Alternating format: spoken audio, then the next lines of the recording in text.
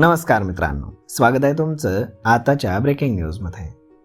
मित्रांनो, जर तुम्ही तुमच्या कारनं वारंवार राष्ट्रीय महामार्गावरनं म्हणजेच हायवेवरनं प्रवास करत असाल आणि वार्षिक टोल जर वापरत असाल तर आता तुमच्या खिशावरती मोठा भार वाढणार आहे.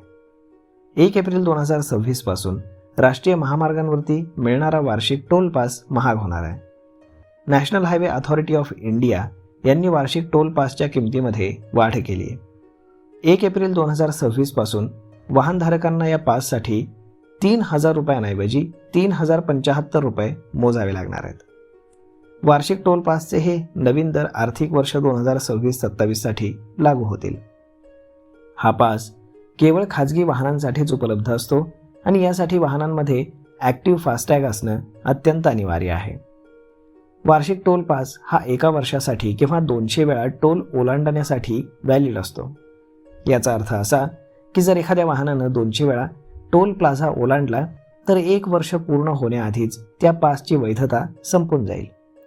नॅशनल हायवे अथॉरिटी ऑफ इंडियानं सर्व टोल प्लाझा आणि संबंधित अधिकाऱ्यांना 1 एप्रिल 2026 पासून नवीन दर लागू करण्याचे आणि याची माहिती प्रवासी आणि इतर भागधारकांना देण्याचे निर्देश दिलेले आहेत. सरकारच्या म्हणण्यानुसार टोल दरांचा वार्षिक आढावा घेऊन त्यात सुधारणा केली जाते. याच प्रक्रियेअंतर्गत यंदा वार्षिक पासच्या किमतींमध्ये किरकोळ वाढ करण्यात आली आहे. ज्या लोकांचं राष्ट्रीय महामार्गावरनं रोजचं किंवा वारंवार येणं जाणं असतं त्यांच्यासाठी हा वार्षिक टोल पास अजूनही एक सोयीस्कर पर्याय मानला जातो. यामुळे त्यांना वारंवार टोल भरण्याची समस्या कमी होते. तर मग मित्रांनो, अशा पद्धतीनं NHAIनं देखील सर्वसामान्यांना झटका दिला आहे आणि जो वार्षिक पास आहे तो 1 एप्रिल 2026 पासून महागणार देखील आहे. तर मग मित्रांनो, यावरती आपलं मत काय हे तुम्ही आम्हाला कमेंट करून नक्कीच सांगा.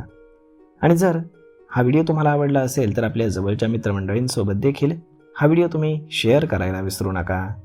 धन्यवाद.